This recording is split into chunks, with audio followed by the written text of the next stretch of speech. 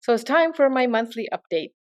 And this time I want to share a couple of things that have been happening with Cameras for Girls, but also with our students. First, we had the 24-hour project, which was hugely successful. Over 3,000 photographers globally participated on September 9th to do a global photo walk. And together we raised $5,300 US through the 24-hour project. And this is started by this amazing man named Renzo Grande from the UN, who works at the UN in New York. And I just want to give him a huge shout out because what an awesome human being. He's been doing this for 12 years, supporting charities all over the world. And we can't be so grateful. Before I get into the other updates about Cameras for Girls, I wanted to talk about a student. So Sheila's in our current cohort, and she used to box. So she thought, as part of her bi-weekly photo practice, she'd go to her boxing ring and get some practice in. And so she took some amazing photos, but without her approval, the boxing manager sent one of her photos to the newspaper. It was published, but wait for it, she didn't get credit. A male photographer got credit. So she obviously became very upset and didn't know how to move forward. So she brought it to me a couple weeks later and we talked it through, and I asked her how this happened because I advised them that when they go out to take photos at any event, they make sure that they get credit by getting something signed. So she didn't do this part, and we're still learning, right? So this is the perfect way to learn how to get better. And so then I advised her to go back to the boxing manager and advocate for her rights, which she did. Then I advised her to go to the newspaper, which she did. Both would not listen to her. Both thought that she was making a bigger deal than it had to be. And then on her own, she went to the male photographer and she advocated with him. And to his credit, he agreed that she should get credit. So she went back to the boxing ring 2 weeks later to take more photos. But this time, she said to them, if you want this photo, you need to sign this document, which they did. And now Sheila got her first published credit in a national newspaper in Uganda.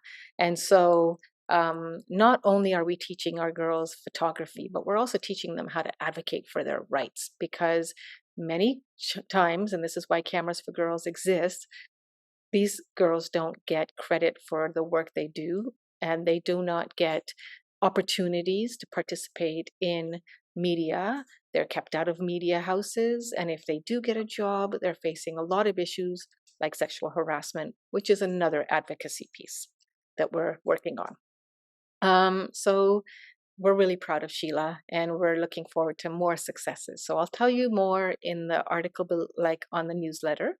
If you're not signed up for our newsletter, find the link below. And I'll share you the photos that were published, one with her credit, one without.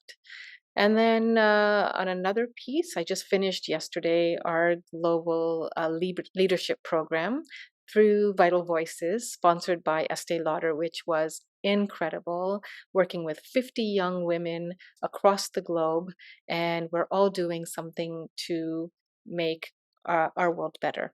And so it's now going to be a lifelong journey, which is amazing. And then the other thing I wanted to share is Giving Tuesday is coming up soon. I can't believe it's already the end of September.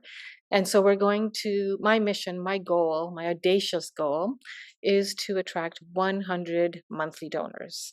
Even $10 or $20 a month is going to help Cameras for Girls sustain and grow our work because we're coming out with a Train the Trainer program in Uganda.